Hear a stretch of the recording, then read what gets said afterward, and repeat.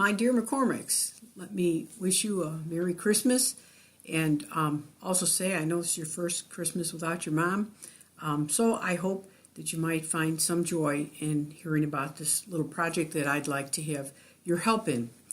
Maybe some of you have heard that very soon after your mom died, I just heard it in my prayer that I really should begin the process for that she was truly a saint, and I should see what I could do to begin the process for her beatification. I've known your mother for 40 years, but I have to say that day that my mother and I visited her in January, just less than a month before she died, was really a very holy and moving experience, and I felt I was in the room of a saint, and very touched by that.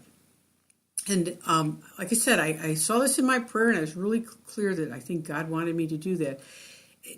And after I thought about it, how appropriate to have both your mom and your dad to be saints as a married couple, the first American lay people to be canonized. I did some research. All the people who are saints are currently priests, nuns, or consecrated people. There's a lot of people who the process has begun for. Some are lay people, but no married couple. And what a great thing for a married couple from Chicago in Opus Dei, where Opus Dei started.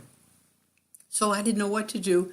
My first thing is I wrote a letter to the directors to ask them, what would you do? Should I write to Father? Should I write Father Bull in New York?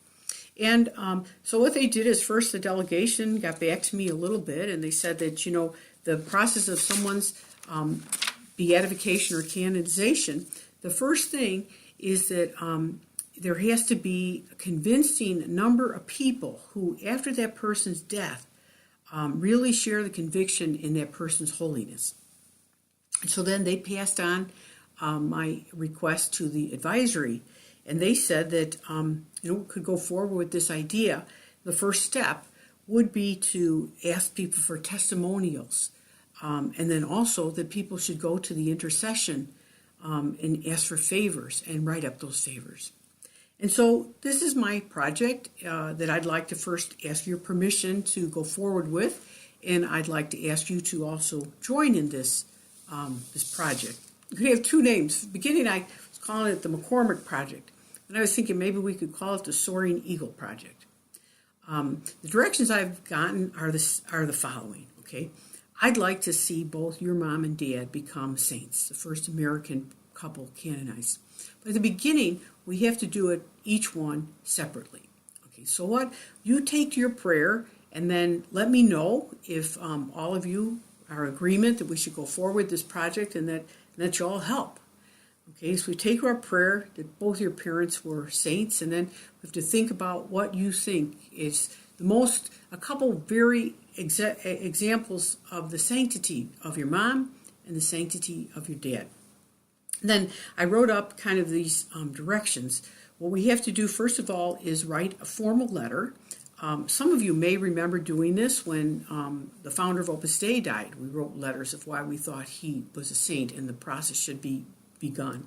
Also for Don Alvaro, and some of us wrote them also then for Father Joseph. So it's a formal letter where you date it and put your address. Right now we're going to address it to whom it may concern. What you want to do is one letter for your mom, for Nancy, and a separate letter for John. But in the letter, you can, after you talk about the person and their sanctity, you can also say that you felt that the two people should be canonized together.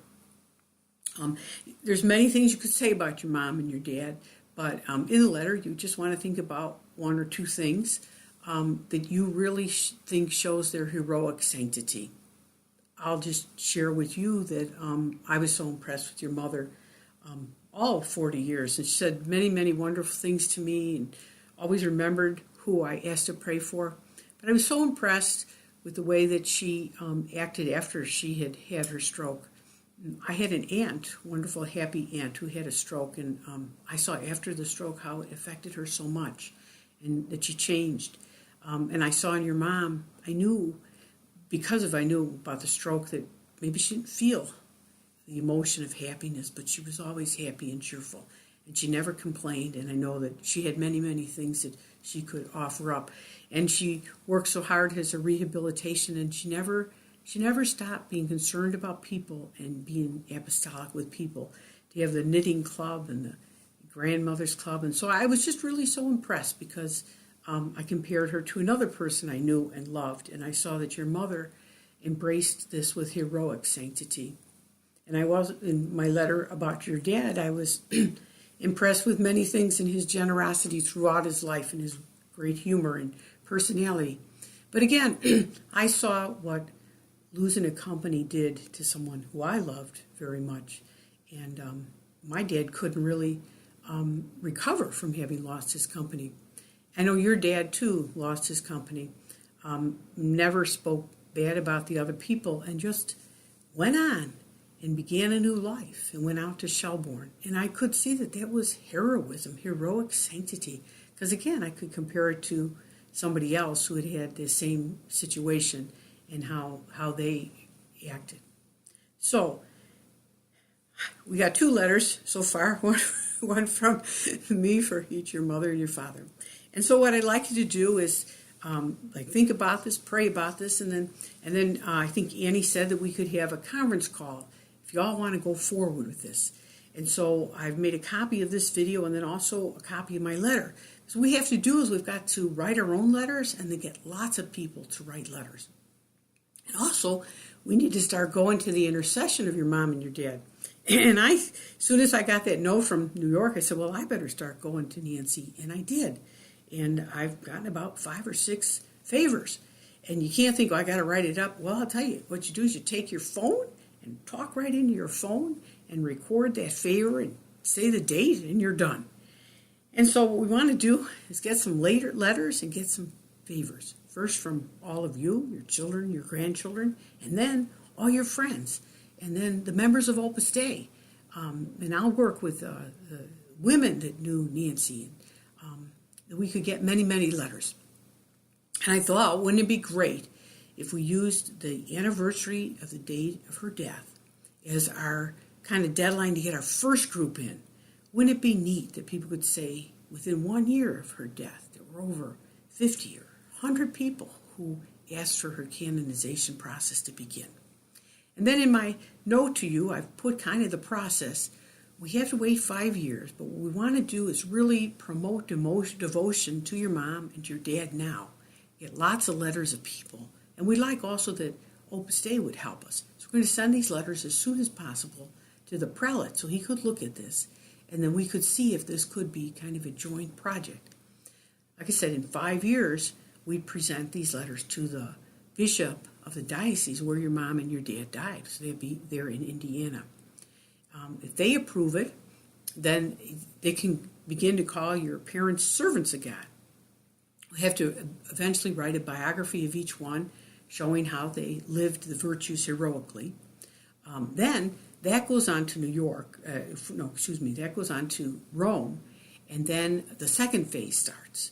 And then you really need to work very hard to get to the name of venerable, and then, as we know, a miracle to be beatified, and finally another miracle to be canonized. And so I'm excited about this, and I hope you are too. And I hope you all give me the green light to go ahead and to go forward with our Soaring Eagle project. So let me invite you to call me or have a conference call with me whenever you want. And I also have my email on the paper, and I look forward to working with you on this project. And so many people ask me all the time, when am I going to retire? And I love my job, so I say, why retire? But this is something I'd be happy to retire for and dedicate my time to when the time comes. Well, Merry Christmas, and also, if you hear this a little later, Happy New Year to each of you.